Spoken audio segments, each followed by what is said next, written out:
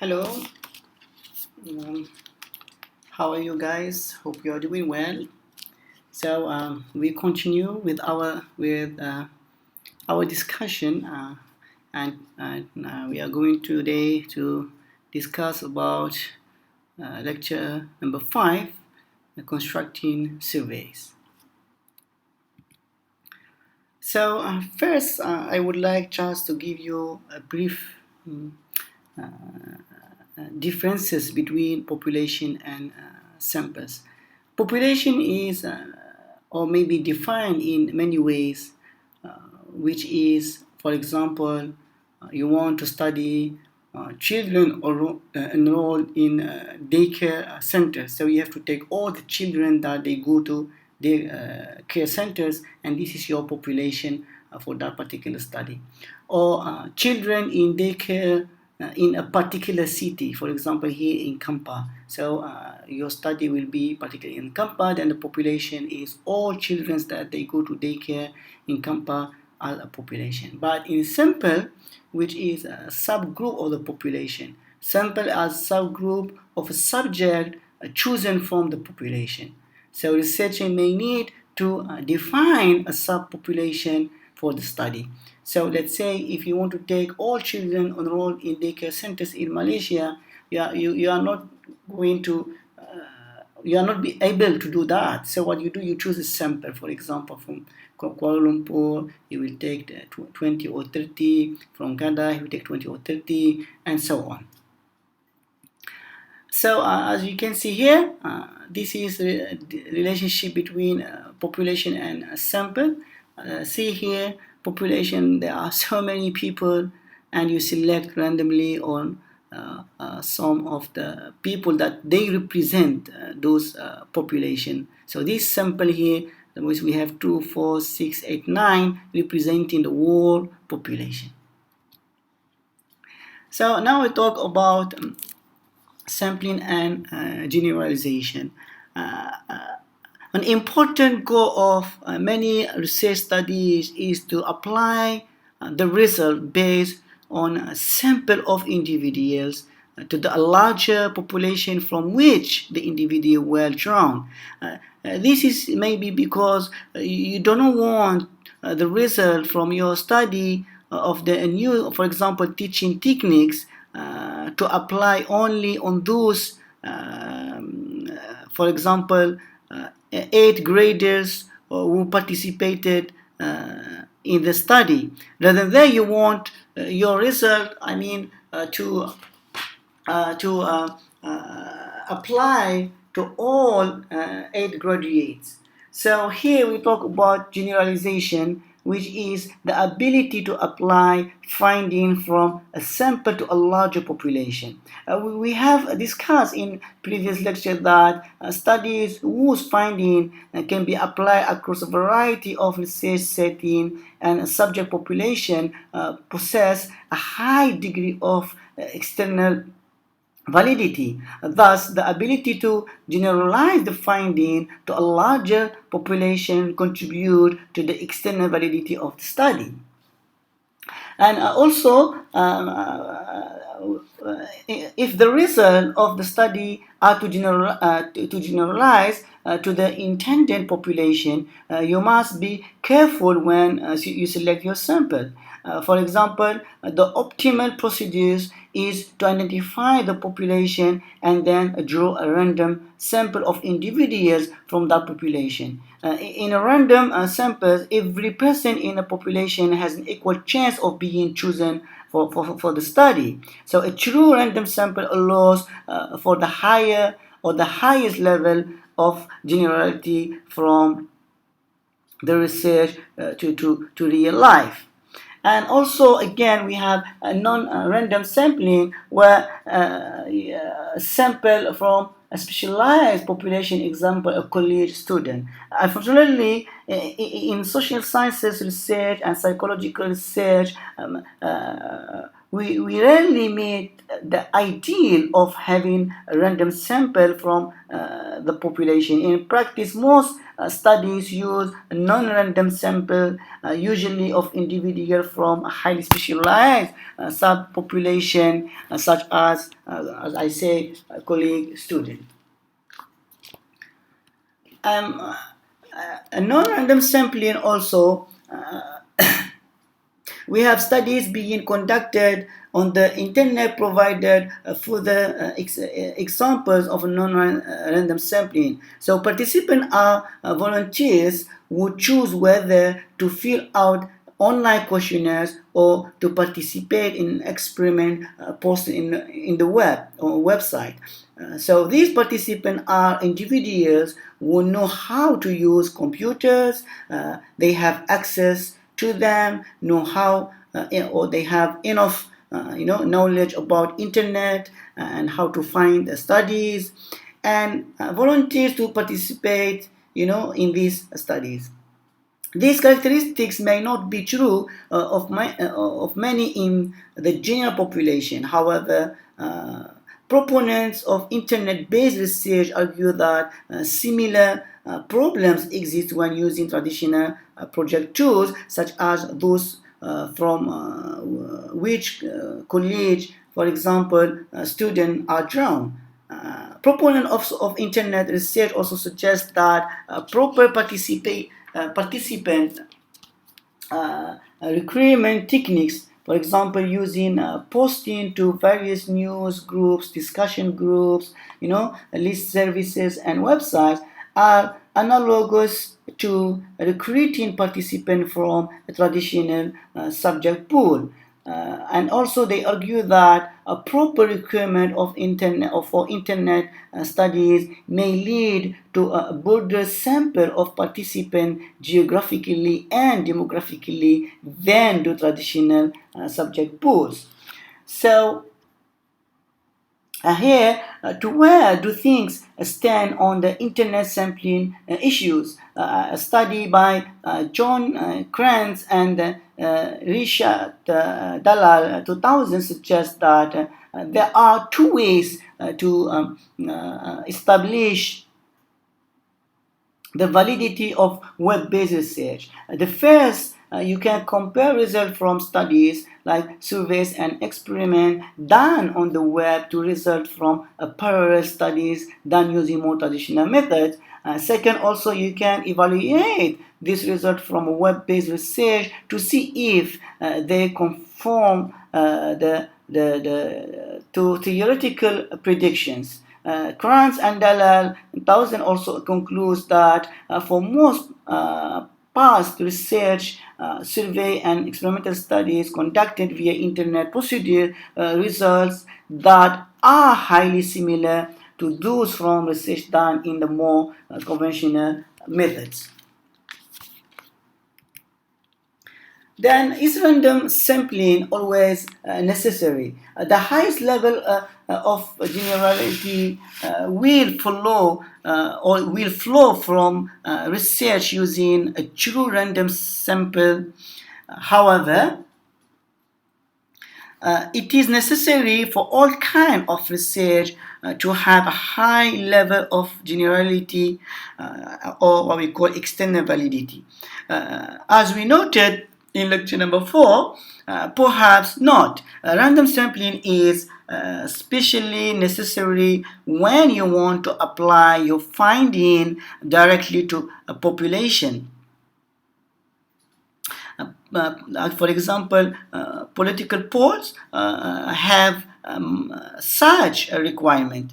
So MOOC to 1983, however, suggests that most research in psychology and social sciences does not have a specific application. In fact, that the goal of most research to predict from the general level example or theory to a specific, let's say, a specific behavior. Most findings from research are applied indirectly through theories and models. According to another study by Stanovich in 1986, Many applications of research operate indirectly through the impact of their theories, thus making random sample less of a concern. So factors other than the nature of a sample that affect the generality of your result include realism of the research setting and the way in which you manipulate the independent variables. Other sampling consideration most relevant to non-experimental research also will be discussed in next slides. Acquiring a human participant. Whether your research is an experimental or non-experimental, you must consider three factors when acquiring participant for your research. You must consider first the setting in which your research will be take place. Second, any special needs for your particular research, and third, any institutional, departmental, and ethical policies and guidelines governing the use of participants of the research. So first we start with the laboratory research. If you choose to conduct your research in laboratory setting, there are two principal ways of acquiring participants. First, you can solicit volunteers from whatever participant population is available. For example, you could recruit participants from your university library or lunch area. This participant would serve as a voluntary basis. Second, you can use a subject pool if one exists. Individuals in the subject pool may be required to participate in a certain number of studies. So if you adopt this strategy, you must make sure that your recruitment procedures do not coerce folks into participating. Even when using a subject pool, participation in a research study must be voluntary. And the second is field research. Field research requires you to select your participant while they are in the natural environment. So how you acquire your participant for field research method on the nature of your study. For example, if you are conducting a survey, you would use one of the survey sampling techniques discussed in next slides to acquire a sample of participant. Essentially, these techniques involve selecting a participant from a population, contacting that person and having him or her complete your questionnaire. If you were running a field experiment, you could also use one of two methods for acquiring participant, again depending on the nature and the need of your study. Some from experiment or some field experiment are actually carried out much like laboratory experiment, except that you take your show equipment, assistant, measuring devices, and etc. on route and set up in a participant natural environment.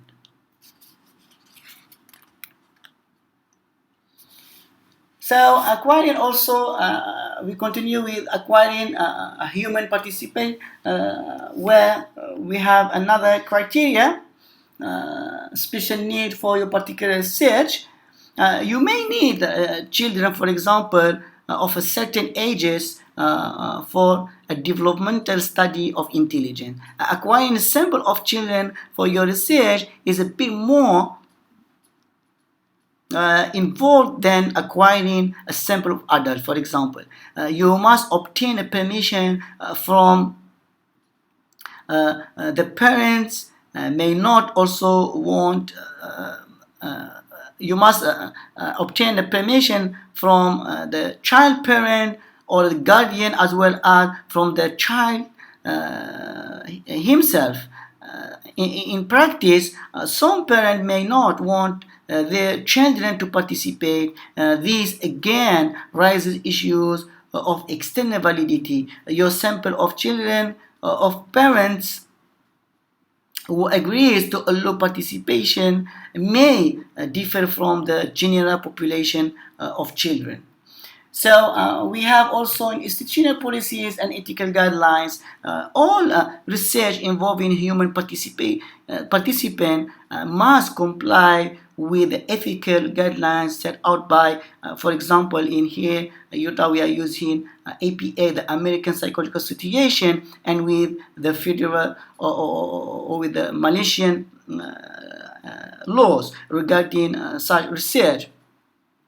Institutions have their own rules concerning how human participants can be recruited and used in research, although these rules must conform to relevant ethical codes and laws. For example, in Utah, we have also that particular department where we have to obtain that ethical clearance. There is a considerable also latitude when it comes to setting up subject pools. During the planning stages of your research, you should familiarize yourself with the laws concerning research using a human participant, as well as the policies of the institution in which you are conducting your research. You may also even have to take an online course maybe before you are allowed to use human participation, or maybe if you are also doing animal subject in your research. Then voluntary participant must voluntarily agree to be in your research. This raises an important question. Are volunteer participants representative of the general population? Individuals who choose to participate in research undoubtedly differ from those who do not. This difference is known as volunteer bias.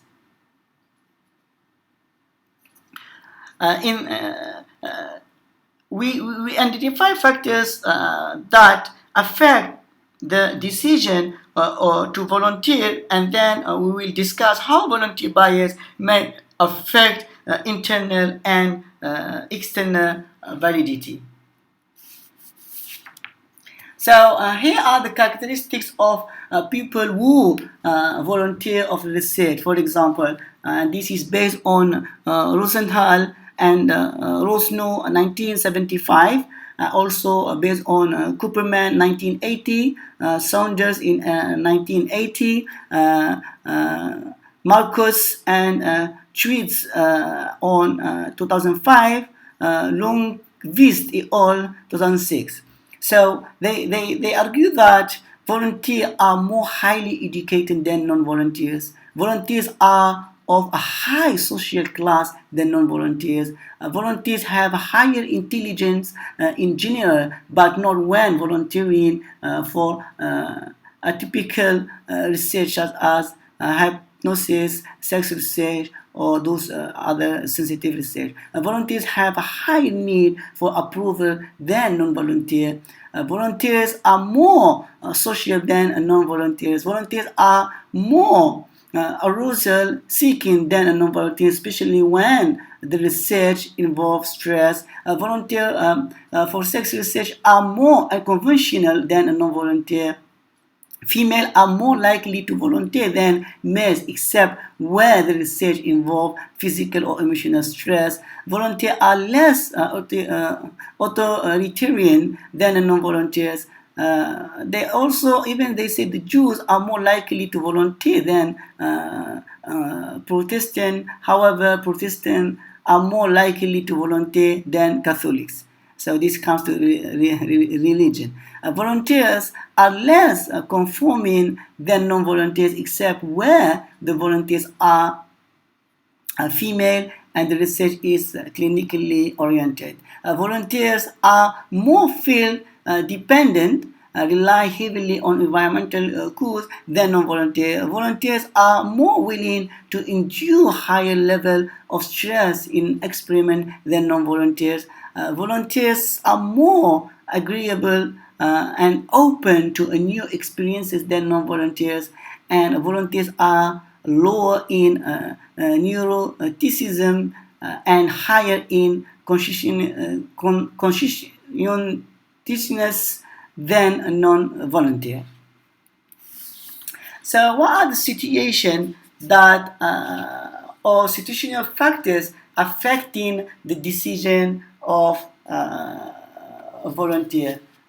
First, we have also this is based on Rosenthal and Rosno in 1975. Interesting topic being research and high potential or for being favorably evaluated.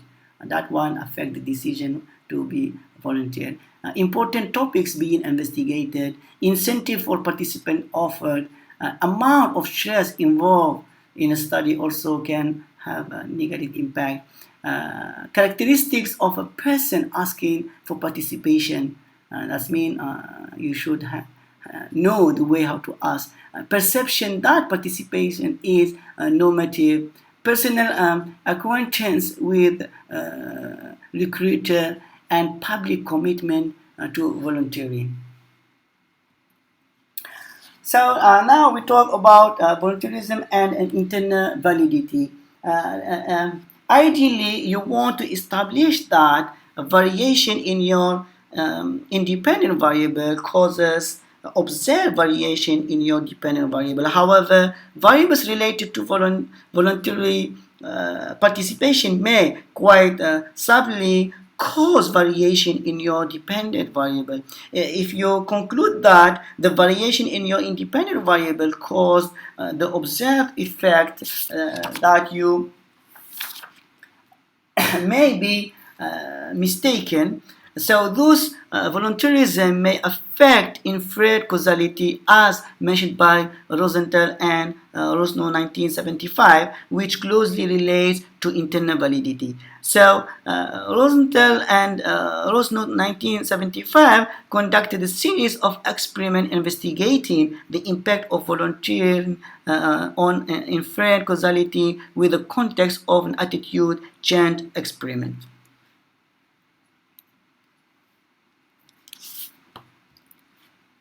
Then also we talk about volunteers and external validity. Also, we would like to the result of our research to generalize beyond our sample. Every researcher, aim to do that, but volunteerism may affect our ability to generalize, thus reducing the external validity. So, if the volunteer participant have unique characteristics, your finding may apply only to that participant with those characteristics. So there is an evidence that individuals who volunteer for a certain type of research differ from non-volunteers. For example, Davis et al. In 1999 found that individuals high on a measure of empathy were more likely to volunteer for a sympathy arousing activity than those lower in empathy. So in another study, Carnahan and McFarland 2007 investigated whether individuals who volunteer for a study of prison life, such as differ from those who volunteered for an otherwise identically described study omitting the reference to the prison life. So they found that individuals who volunteer for the prison life study were higher on aggressiveness, wing authoritarianism, or measure of submissive to the authority. What are the remedies for volunteerism?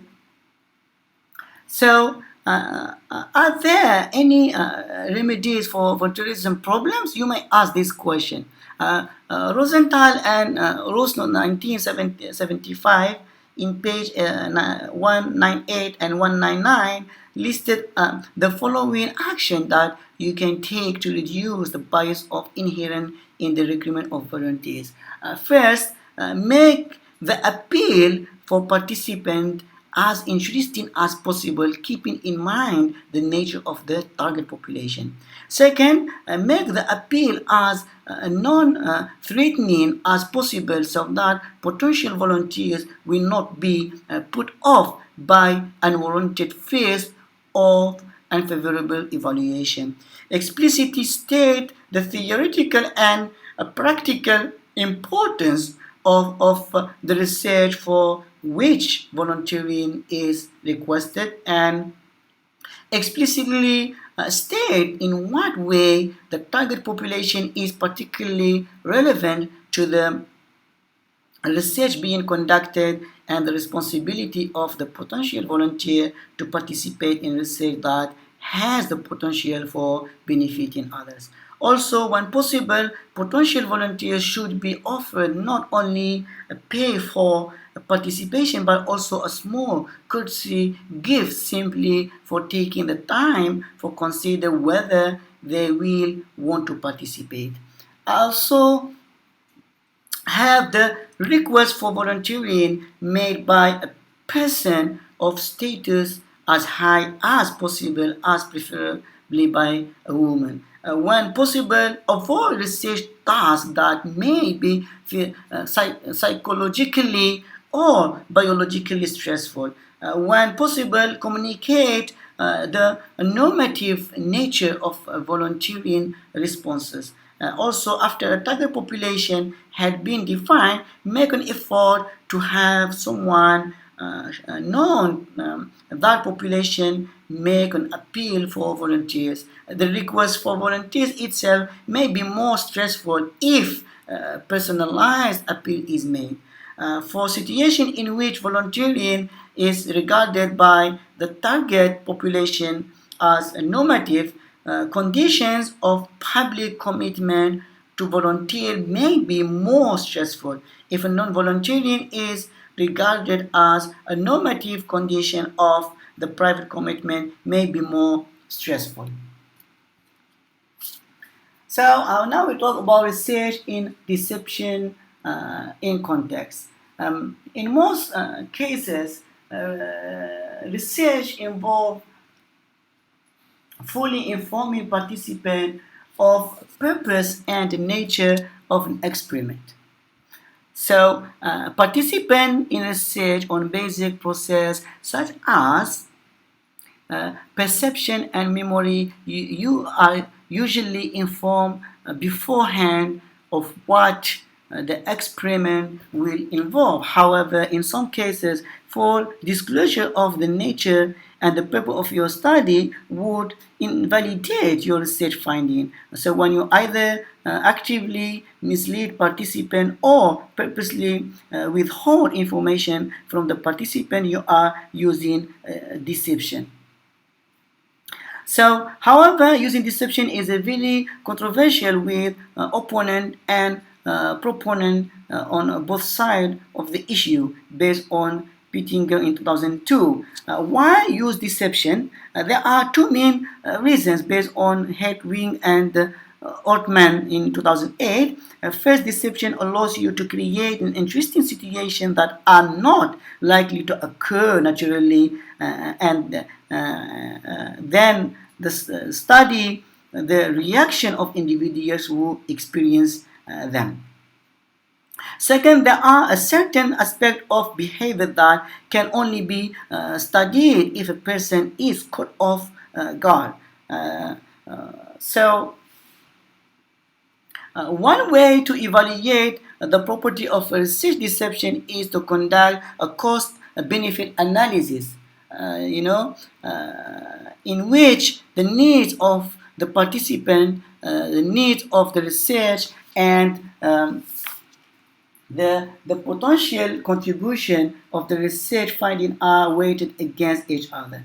If the greater weight comes, down on the side of the researcher, then the deception is justified. However, Kimmel et al., 2011, suggests that a pure cost-benefit analysis may not be wholly adequate to to assess the ethic of using deception. Instead, they suggest approaching the issue from a social contract theory perspective.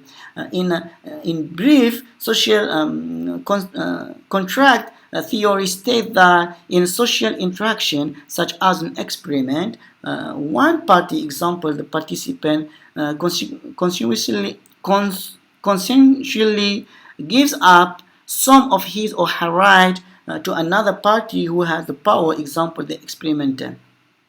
But how does this theory apply to deception in research? According to Kimmel et al. 2011, prior to a participant, a researcher, and a participant should come to some agreement that is acceptable to the participant and the researcher about how research should be conducted. This approach would pose no problem for research that does not include deception. However, research in which deception is necessary will require agreement by the participant that as long as human dignity is maintained, some deception may be necessary, also based on Kimmel and all in 2011.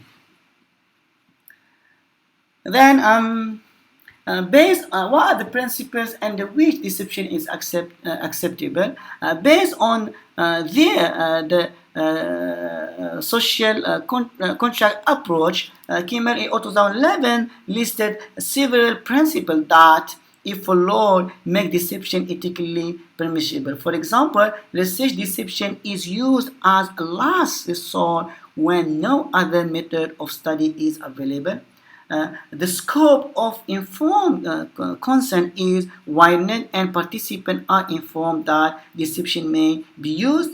Researchers make an effort to predict vulnerabilities of participants when designing studies and when obtaining informed consent to the participant. Also, researchers never use research practices that they would not use on themselves or would refuse to accept. Research participants act in a good faith in any studies they agree to participate in.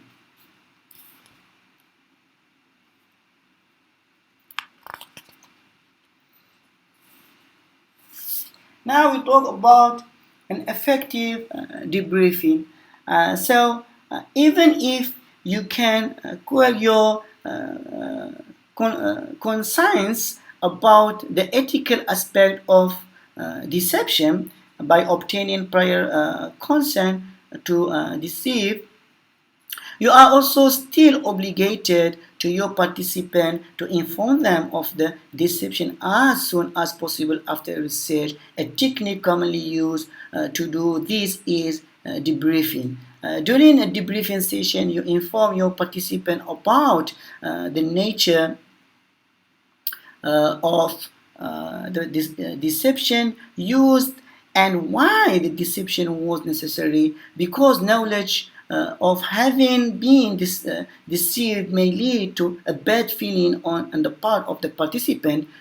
One goal of the debriefing session should be to restore the participant trust and self-esteem. You want the participant to leave the experiment feeling good about the research experience and less suspicious of other research. You have to demonstrate bogus equipment or show participants that actual responses were never seen by experimenter.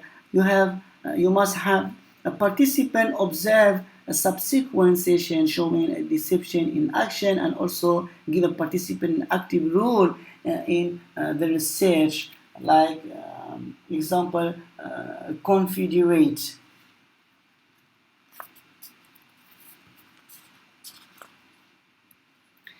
Now we go and discuss about the second part, is doing a research survey.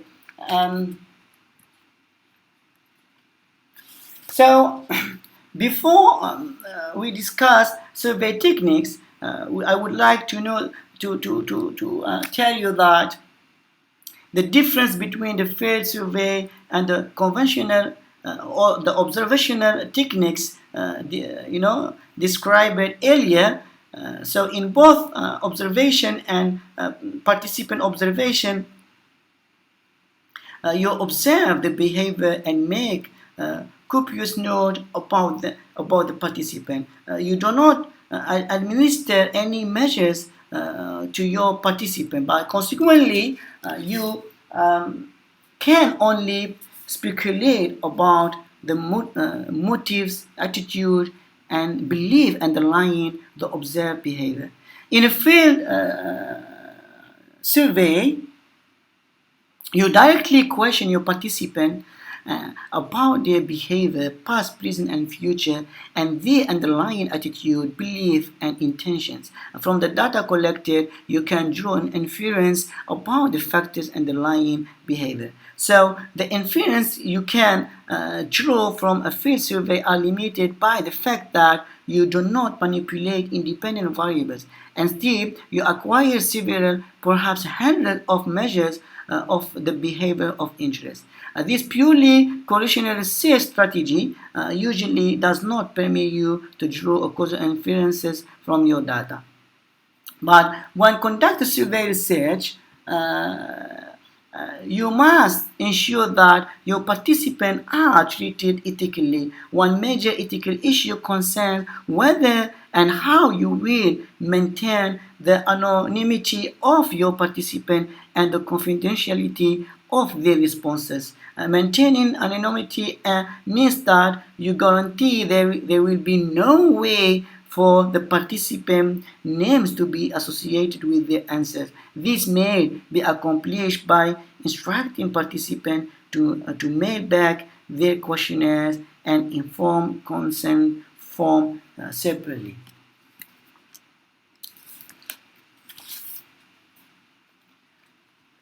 So designing a questionnaire. The first step in designing questionnaires is to clearly define the topic of your study. A clear, concise definition of what you are studying will yield a result that can be interpreted ambiguously. Results from a surveys that do not clearly define the topic area may be confusing. It is also important to have a clear, precise operational definition of the attitude or behaviors being studied. Behaviors and attitude that are not defined precisely also may yield results that are confusing and difficult to interpret. Then the type of information gathered on a questionnaire depends on its purpose. So, however, most questionnaire includes items designed to assess the characteristics of the participants, such as age, gender, sex, marital status, occupation, income, education. Such characteristics are called demographics. Demographics are often used as predictive variables during analysis of the data to determine whether participant characteristics correlate with the predict responses to other items in the survey. Other non-demographic items also can be included to provide a predictor variable. For example, attitude toward abortion may be used to predict voter preferences. In this case, attitude toward abortion would be used as a predictor variable. In addition to demographic and predictor variable, you will have also items designed to assess the behavior of interest. For example, if you were interested in predicting voter preferences, you would include an item or items on your questionnaire specifically to measure voter preferences. For example, asking participants to indicate candidate preferences. That item or a combination of several items would constitute the criterion variable.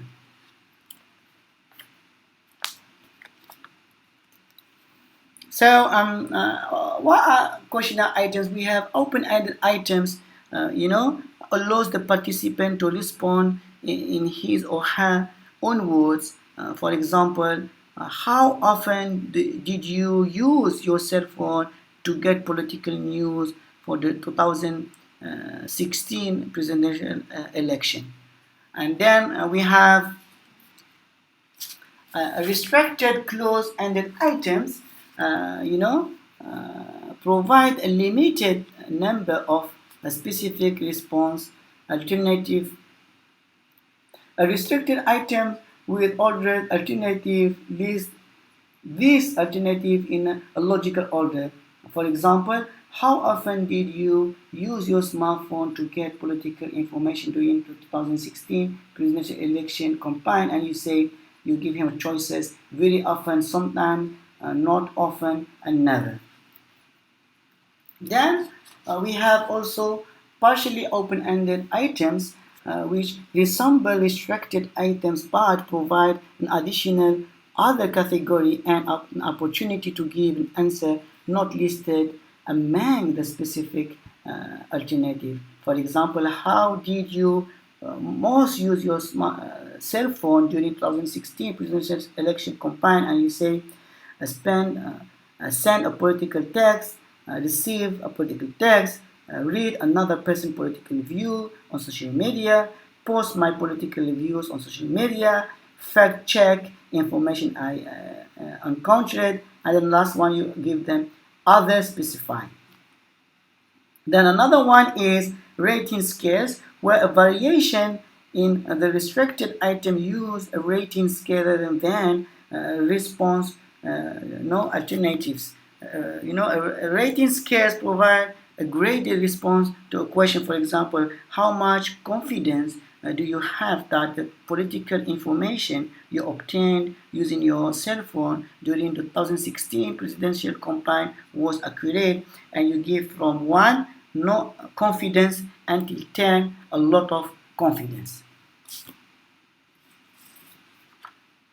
Then there are 3 ways of labeling the rating scale. For example, the first one, A, endpoint only. You give 1, very weak; 7, strong, very strong. B, each point labeled. For example, 1, very weak; 2, weak; 3, slightly weak; 4, neutral; 5, slightly strong; 6, strong; and 7, very strong. Or C, endpoint and the midpoint labeled. First, very weak; then number 2, 3 doesn't have; 4, neutral; 5, 6 doesn't have; then 7, very strong.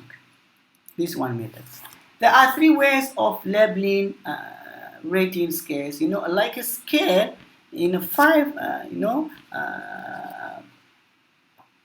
it's a 5-point scale used in attitude measurement research.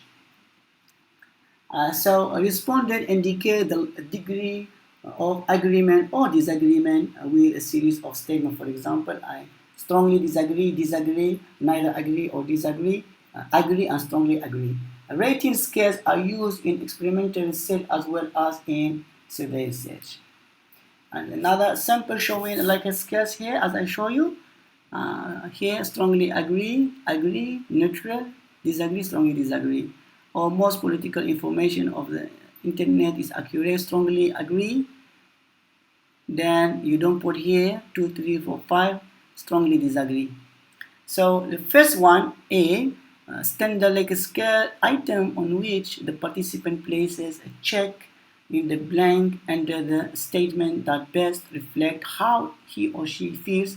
And for B, this is the second, a 5-letter scale using numbers that the participant circles. Assembling your questionnaire. So first, organize question into a coherent, visually pleasing format. Do not make it very confusing and a mess. Use an interesting, engaging first question that motivate, respondent to continue. Present all related items together for a better continuity. Be aware that the order of the question can make a difference. So always ask most important question first, then less important question later. Place sensitive or objectionable items after less sensitive objectionable items. Then establish a logical navigation or navigational path. So administrating the questionnaire, you may have a mail survey. A questionnaire is mailed directly to the participant, a convenient method. So a non-recipient bias is a serious problem in this method, resulting in an representative sample, but can be reduced by making multiple contact with the respondent or including a small token of your appreciation, example, a pencil along with the questionnaire. Then you have internet survey distributed via email or posted on a website, and email surveys are best for relatively short questionnaires. Or web-based surveys allow for a more complex navigational design. A non-response bias must still be considered. Biased samples are possible because of an even computer ownership across the demographic groups, and the results from the internet surveys are comparable to others methods. For the most non-sensitive application, they use a caution when doing internet surveys on conventional issues. Then we have internet surveys also. Responses rate to the internet surveys can be increased by presenting all questions on a single web page that allows the respondent to scroll down at will through the survey, providing a progress bar showing how much of the survey has been completed and how much remains, keeping the survey as short as possible because long surveys result in fewer completed surveys. Using a limited number of graphic elements in the survey and having respondent use radio button rather than drop down menus to indicate the response. We have telephone survey. Participants are contacted by telephone and asked questions directly. Can be done by a researcher or by using interactive voice response, IVR technology. A question must be asked carefully. The plethora of junk calls has increased, backlash against telephone institution. It means that you may call, but people will not respond because they may think that it is a spam.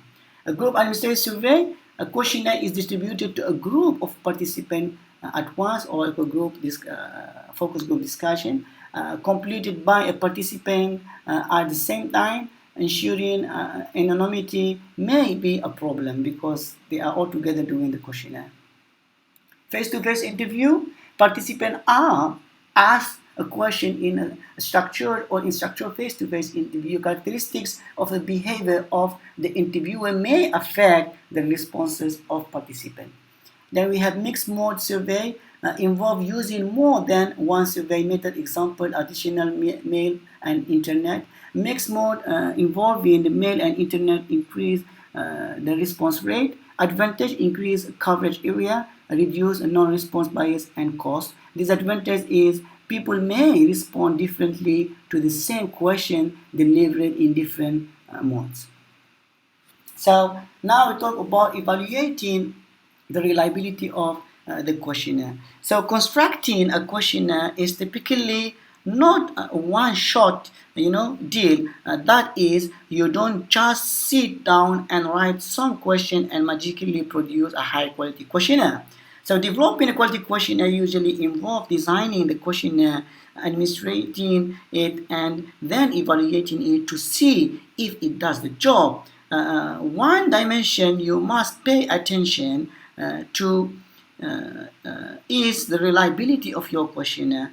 So we define reliability as the ability of the measure to produce the same or highly similar result on repeated administrations. This definition extends to questionnaires. If on testing and retesting your questionnaire produce highly similar result, you have a reliable instrument. In contrast, if the respondent vary widely, your instrument is not reliable. Also, we describe two ways to assess reliability of the measure. The first, test retest method and the split half method in the we discussed it in previous lecture class. So we start with test retest reliability. So evaluating test retest reliability is the oldest and conceptually simple way of establishing reliability of your questionnaire. You simply administer your questionnaire, allow some time to elapse, and then administer the questionnaire or a parallel form of it again to the same group of participants.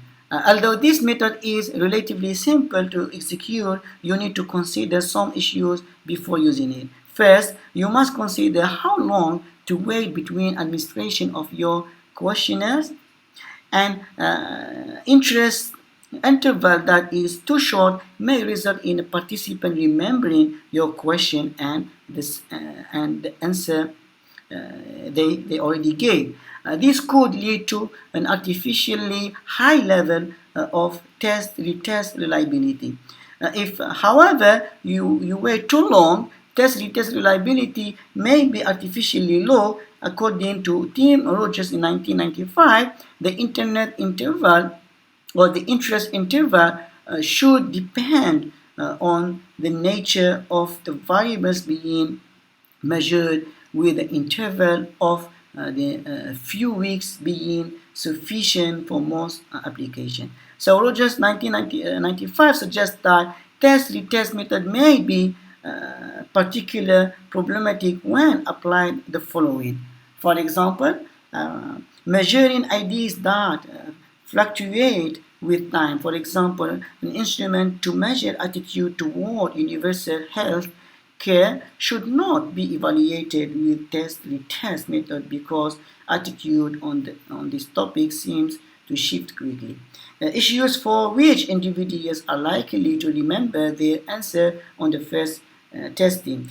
Questionnaires that are very long and boring. The problem here is that a participant may not be highly motivated to accurately complete an overly long questionnaire and therefore may give answers that reduce reliability. So some of the problem inherent in using the same measure on multiple occasions can be avoided by using alternative or parallel forms of your questionnaire for retesting. As noted in the previous lecture class, the type of reliability being assessed with this technique is known as parallel form reliability based on Rogers 1995. For the parallel forms method to work, the parallel forms of your questionnaire must be equivalent to that direct comparison is meaningful. According to Rogers 1995, parallel form should have the same number of items and the same response format, cover the same issues with different items, be equally difficult, use the same instructions, and have the same time limit. In short, the parallel version of a test must be as equivalent as possible based on Rogers 1995. Although the parallel forms method improves on the test-retest method, it does not solve all the problems associated with multiple testing. Using parallel forms does not eliminate the possibility that rapidly changing attitude will result in low reliability. As with the test-retest method, such changes make the questionnaire appear less reliable than it actually is. In addition, practice effect may occur even when alternate forms are used based on Rogers 1995. Even though you use different questions on the parallel form, participants may respond similarly on the second test because they are familiar with question format. Then the second we have is the split half reliability. Because of the problem associated with the repeated testing, you may consider assessing reliability by means of a single administration of your questionnaire. As noted previously, this approach involves splitting the questionnaire into equivalent halves and deriving a score for each half. For correlation between scores from the two halves is known as split half reliability based on Rogers 1995.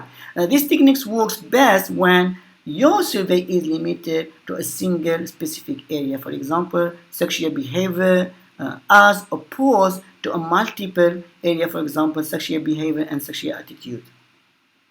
Although the split half method circumvents the problem associated with repeated testing, it introduces others. First, when you split the questionnaire, each score is based on the limited set of items, which can reduce reliability. Consequently, the split half method may underestimate reliability. Second, it is not clear how splitting should be done. If you simply do a first half, second half split, artificially low reliability may occur if the two halves of the form are not equivalent, or if the participants are less motivated to answer question accurately on the second half of the questionnaire and therefore give inconsistent answer to your question. One remedy for this is to use the odd-even split. In this case, you derive a score for the odd items and a score for the even items. Perhaps the most desirable way to assess the split half reliability of your questionnaire is to apply the Kudder-Richardson formula. This formula yields the average of all the split half reliabilities that could be derived from splitting your questionnaire into two halves in every possible way. The resulting number, design KR20, will lie between 0 and 1. The higher the number, the greater the reliability of your questionnaire. The QR20 of 0.75 indicates a moderate level of reliability based on Rogers 1995. In cases in which your questionnaire uses a Likert format, a variation of the Kudder-Richardson or the QR formula known as coefficient alpha is used. Like KR20, coefficient alpha is a score between 0 and 1 with a higher number indicating greater reliability. Computation of this formula can be complex. For more details, you can see Cohen, Swirlig, and Stallman 2019 and Roger 1995. Then we have increasing reliability of the questionnaire. Regardless of the method you use to assess reliability, there are steps you can take to increase the reliability of the questionnaire based on Rogers 1995. First, increase the number of items on your questionnaire. Generally, higher reliability is associated with increasing the number of items. Of course, if your instrument becomes too long, participants may become angry, tired, and bored.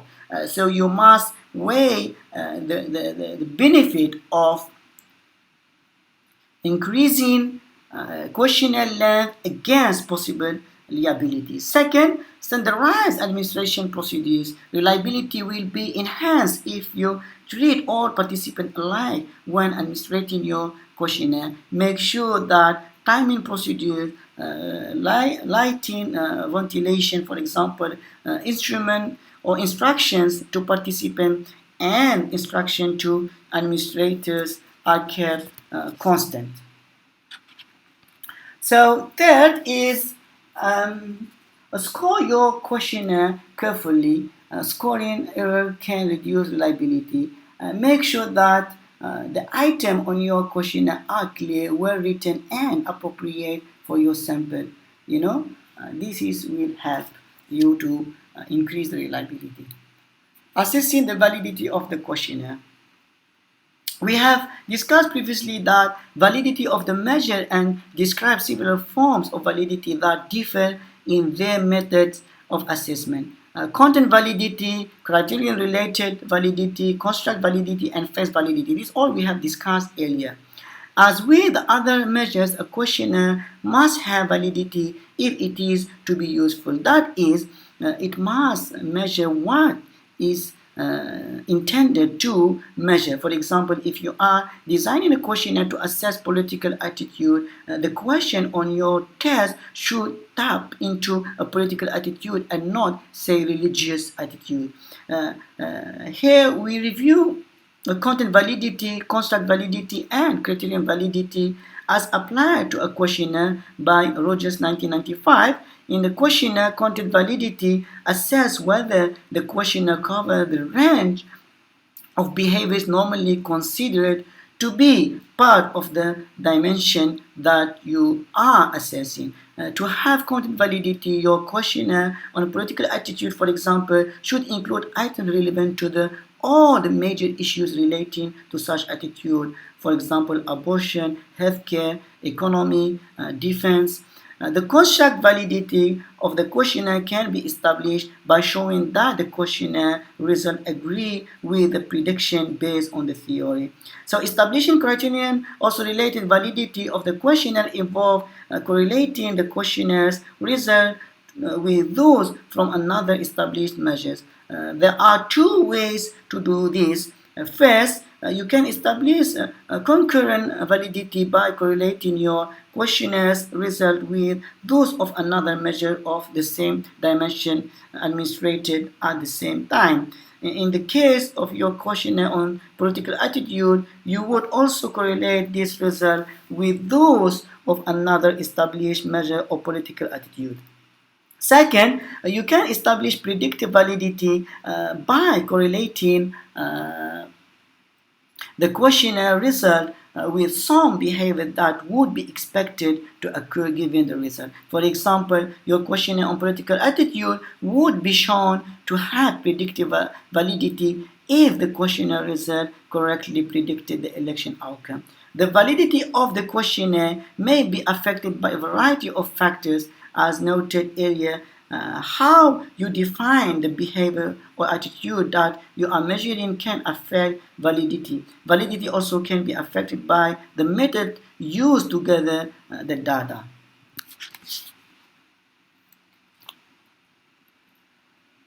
So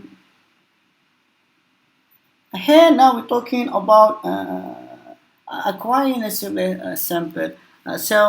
However you acquire your sample, it should be representative of the population of interest. Representative sample closely matches the characteristics of a population. Imagine that you have a bag containing 300 golf balls, 100 are white, 100 are orange, 100 are yellow. You then select a sample of 30 golf balls. A representative sample would have 10 balls for each color. A sample having 25 white, 5 orange only, that means 0 yellow, would not be a representative. The ratio of colors does not approximate that of the population and would constitute a non-representative or biased sample.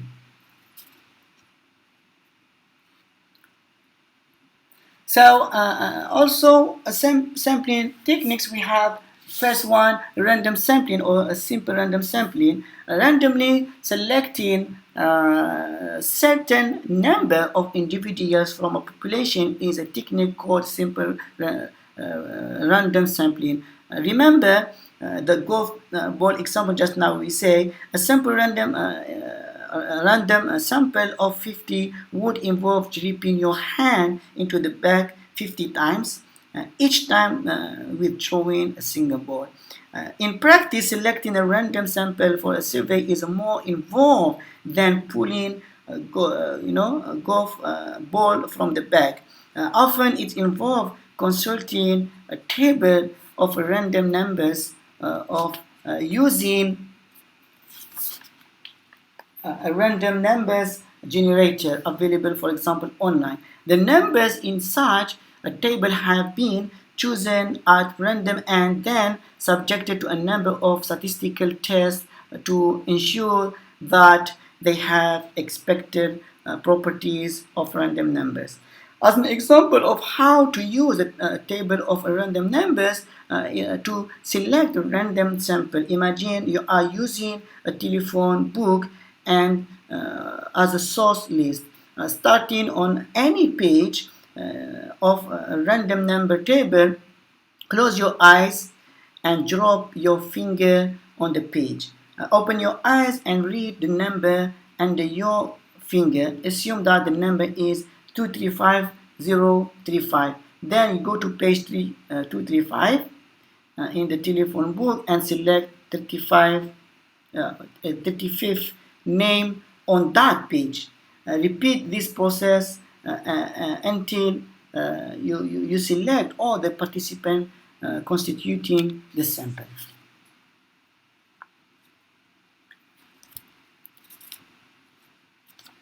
Also, we have a variant of a random sampling that can be used when conducting a telephone survey is random digit dialing. Here, list all the exchanges in a particular area, the first 3 digits of the phone number, not including the area code. You then use the table of random numbers or a computer to select 4-digit number, example 5891. The exchange plus the 4-digit number provide the number to be called. Any non-working numbers are discarded. This technique allows you to reach unlisted as well as listed numbers. So research suggests random digit dialing has been yielding lower and lower response rate over the past several years, based on Lavrakas 2010. So even when cell phones are targeted, so consequently, several researchers have been working for an alternative way to deliver the surveys. So on such strategy is to use address-based sampling, in which you use an existing, for example, U.S. Postal Service computerized delivery sequence file, DFS, for example, as your source of a potential respondent. Preliminary research on this list has shown that the DFS is a valuable technique for survey sampling. And even though a random sampling reduces the possibility of systematic bias in your sample, it does not guarantee a responsiveness sample. You could acquire at a random select participants who represent only a small segment of a population. In the golf ball example, you may select 50 orange golf balls, white and yellow golf balls, even though represented in the population are not in your sample. One way to combat this problem is to select a large sample, such as 200 and just 50. A large sample is more likely to represent all segments of the population than a small one. So, however, it does not guarantee that representation in your sample will be proportionate to representation in the population. You may end up with 90 white, 90 orange, and only 20 yellow golf balls in the sample of 200, although such result is highly unlikely. In addition, as you increase sample size, you also increase the cost and the time needed to complete the survey. Unfortunately, more sophisticated techniques provide a random yet representative sample without requiring a large number of participants. So sampling techniques also, we have stratified sampling, where provide one way to obtain a representative sample. You begin by dividing the population into segment or a strata based on Kish 1965.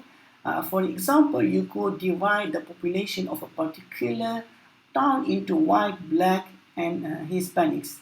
Next, you select a separate random sample of equal size from each stratum.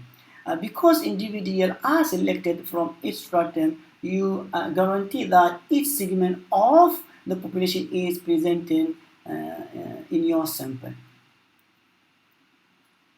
Then we have proportionate sampling. Stratified sampling ensures a degree of representativeness, but it may lead to a segment of a population being overrepresented in your sample. For example, consider a community of 5,000 that has 500 Hispanic, 1,500 Black, and 3,000 White. If you use a sample satisfaction technique in which you randomly select 400 people from each stratum, Hispanics would be overrepresented in your sample relative to Black and White, and Blacks would be overrepresented related to the White. You could avoid this problem by using a variant of stratified sampling called proportionate sampling. Then we have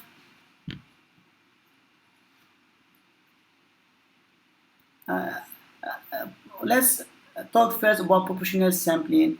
In proportional sampling, the proportion of people in the population are reflected in your sample. For example, in the population example, your sample would consist of 10% Hispanic, means that's 500, divided by 5,000, which is 10%. 30% of Black means 1,500 divided by 5,000, will give us 30%.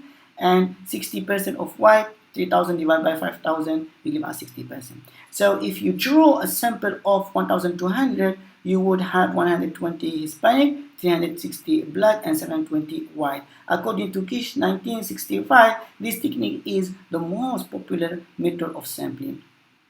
By the way, stratification and a proportionate sampling can be done after a sample has been obtained.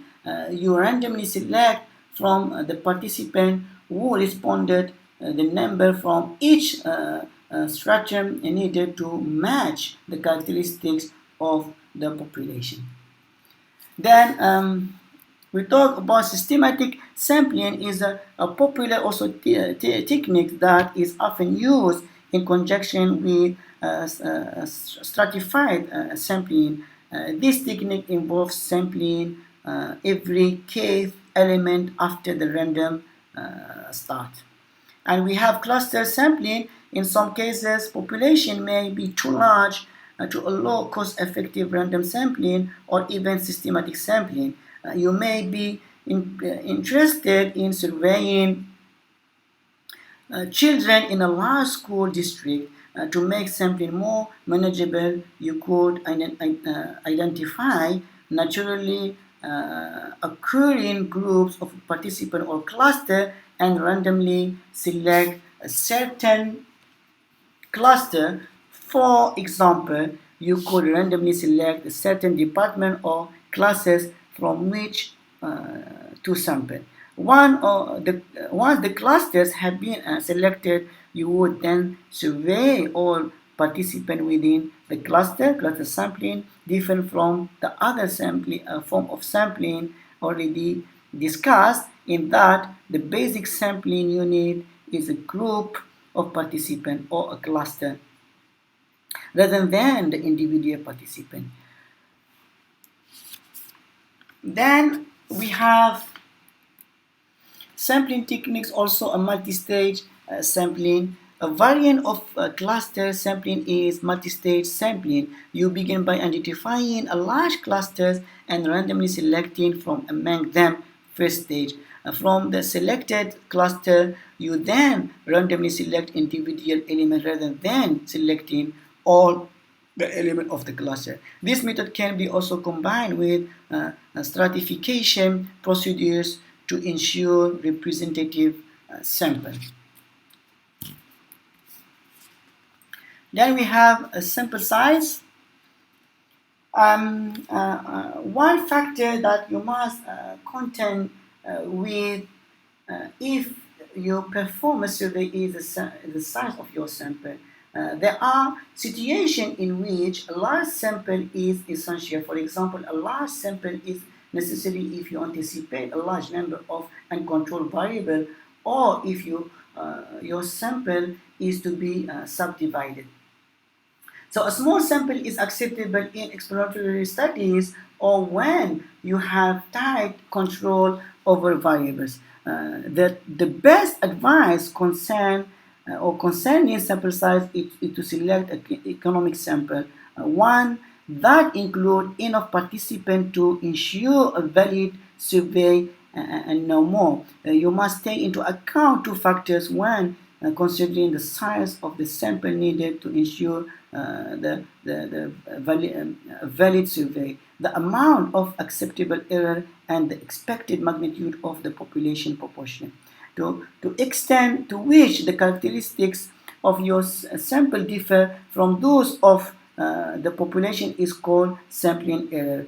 Computing a sample size required to obtain a given margin of error can be complex depending on the sampling strategy used to collect data. So by this, we come to the end of these lectures. I hope you enjoyed the lectures and you understood all the methods of data collection and the sampling. If you still have any doubt, any question, please write your comment below and I will address the comment as soon as possible. Also, you can email me and I will reply to your email as soon as possible as I can also. Thank you very much. I wish you a good day.